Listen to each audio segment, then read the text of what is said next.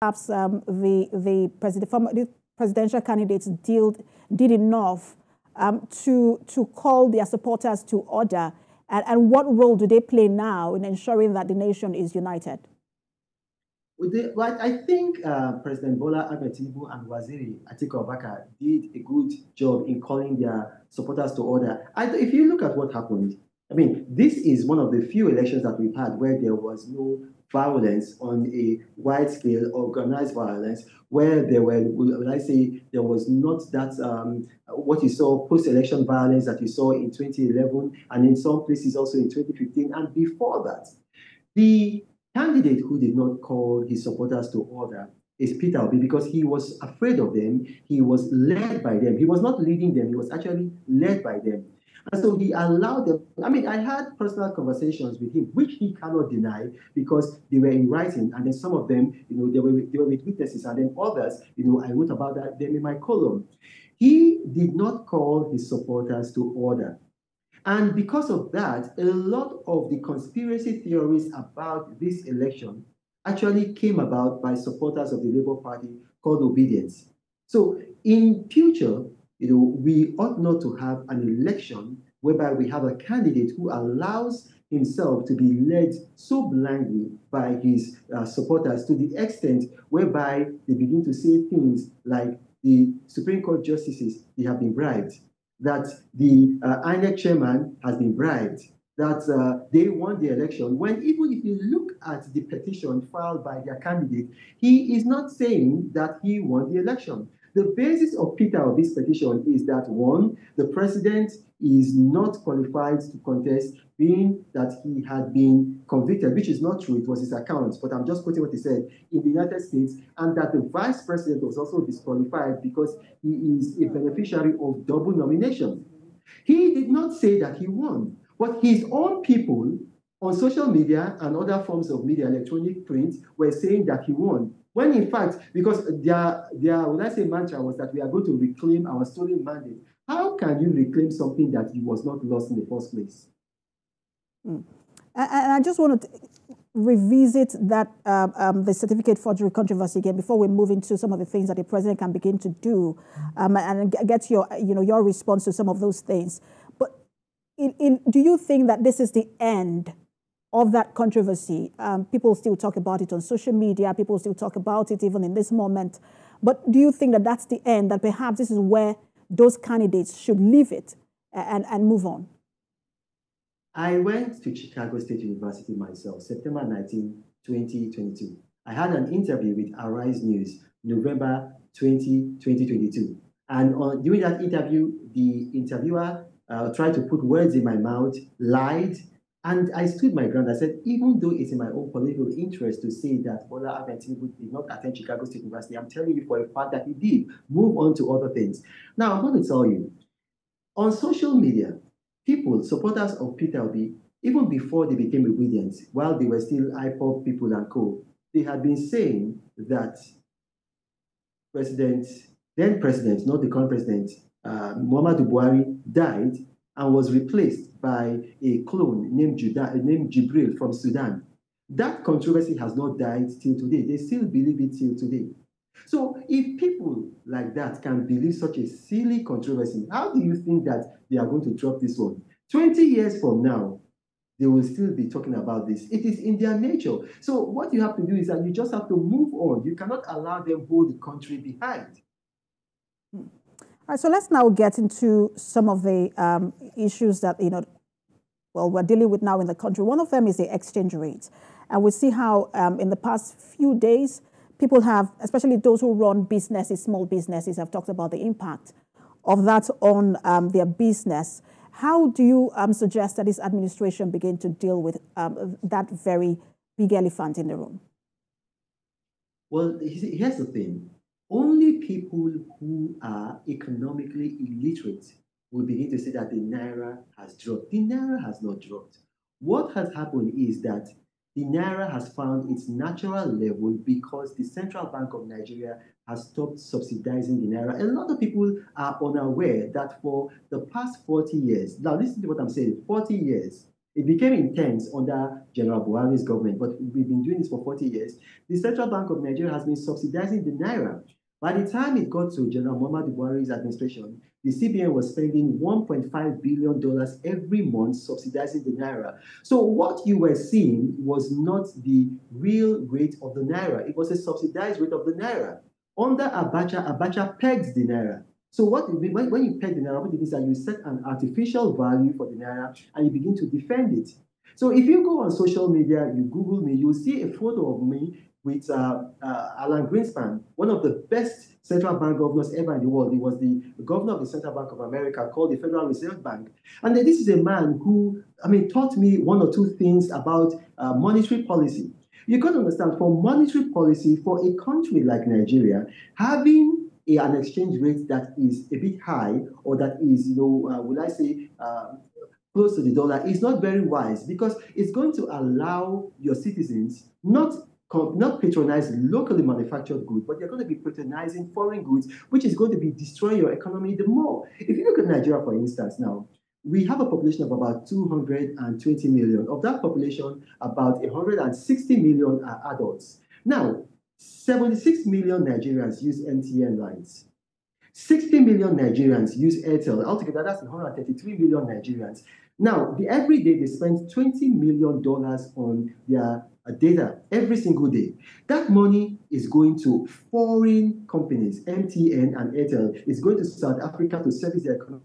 So just imagine every day $20 million flying out of Nigeria going to South Africa. $20 million flying out of Nigeria going to South Africa. No country on earth can have a good currency when that is happening.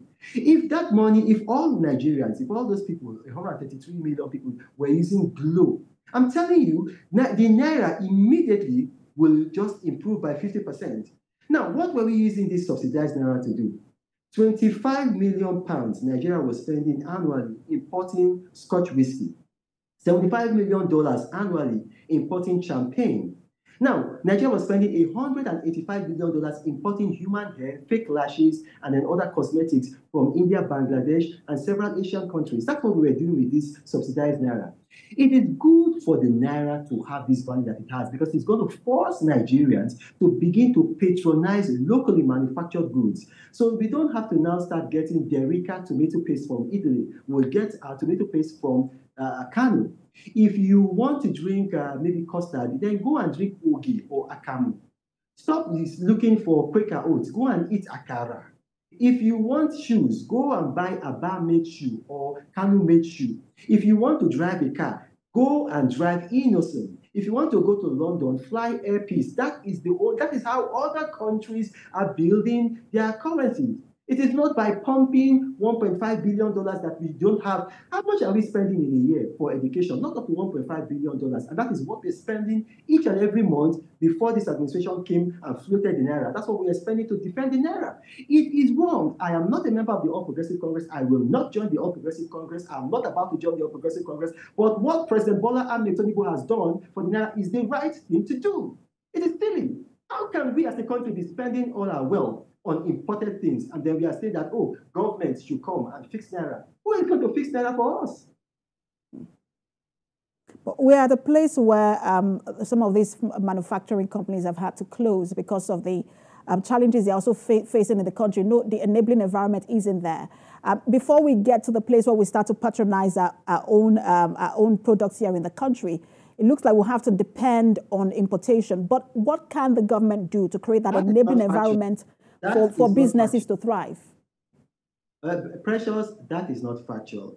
What is happening right now, I don't know if you are a mother, I've got children. What is happening right now is this.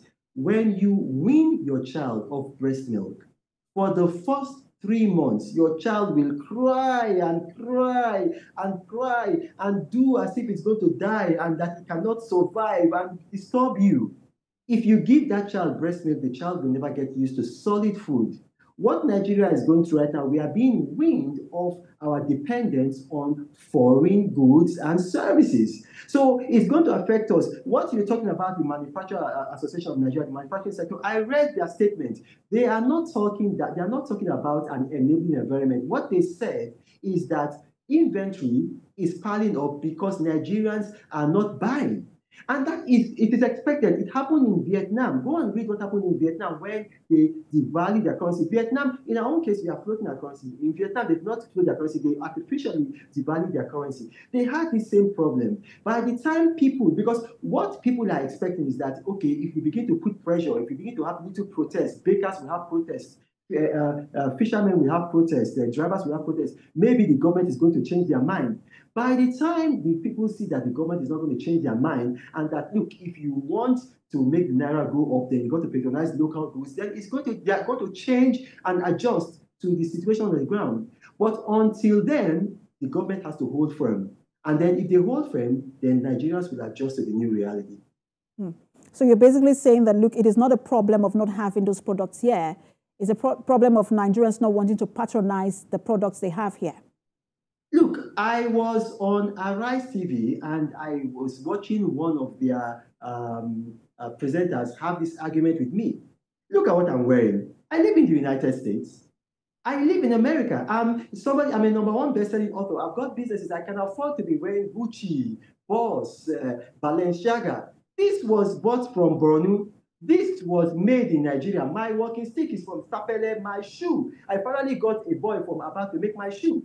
The presenter that was talking to me, he was wearing a made in Italy suit. He was wearing a made in Spain shoe. He was wearing, I think, the belt. I forgot what country it came from. Everything he was wearing, not one item was made in Nigeria. And then these are the people that are there criticizing, sermonizing, pontifying on television and deceiving Nigerians. If you do not invest in made in Nigeria, then the currency is not going to grow, except the Central Bank of Nigeria starts to waste 1.5 billion defending the currency. I built student hostels in Nigeria.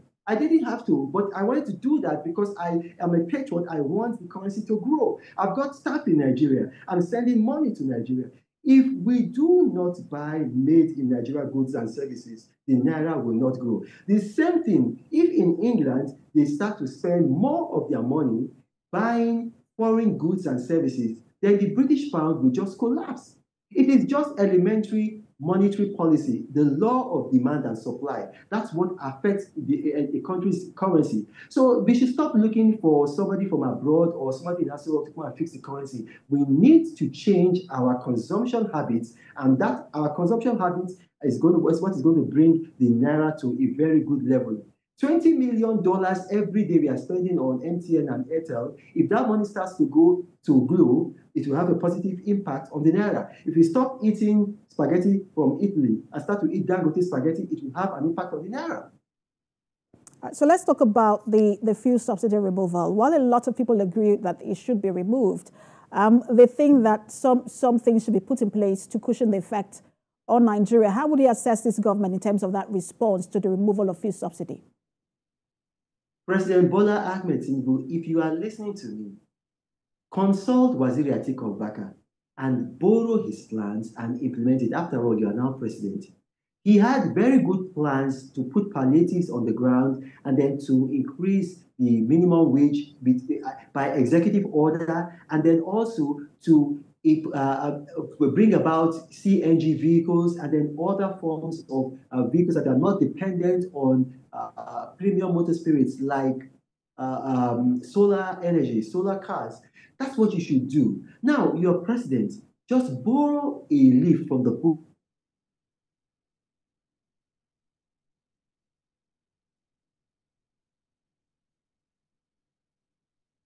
I want to confirm that, Reno, you're still there. Of public good. You should direct NNPCL to help Dangote Refinery to make sure that they start to refine and to circulate petrol this year. This year, it should not be next year. This year, do everything, even if it means that you got to give them soft loans or you got to send civil servants to go and help them with things that need to be done. But get Dangote Refinery on stream this year. Let's now get to electoral reforms. Some are calling for reforms in our electoral process. How do you suggest that we go about that? Some say, look, a lot of things could have happened. INEC could have done some things that it didn't do, but the Supreme Court has cleared INEC. It looks like they have been exonerated. But it's still, some say, look, it still calls for reforms. What sort of reforms should we be putting in place? All that the president has to do is to implement the Ways Committee reforms. That's just all. If he can do that, then the elections in the future will be much better. So, what were the main provisions of the Ways Committee reforms? The president should no longer appoint the chairman and the board of INEC. They should be appointed by a non-partisan committee. And when you have that in place, then everything is going to fall into place. But by the time you continue to have a president, appointing the chairman of INEC, appointing the board of INEC, you're going to be having these issues. Now, having said that, what I'm going to say is this. This election, there were issues and challenges with the election, but I need to say this. One of the issues is not that INEC did not transmit the election results electronically. That is propaganda. INEC did not have to do that. It would have been good if they did that, but even if they did that, it would not have changed or affected the outcome of this election. So if you look at the petitions of all parties, APM, PDP, and LP, none of them were able to present alternative figures that contradicted INEC's figures. So let us not destroy INEC because of power. INEC, they have a very difficult job to do. We need to help them, whether we are the party in power or opposition parties.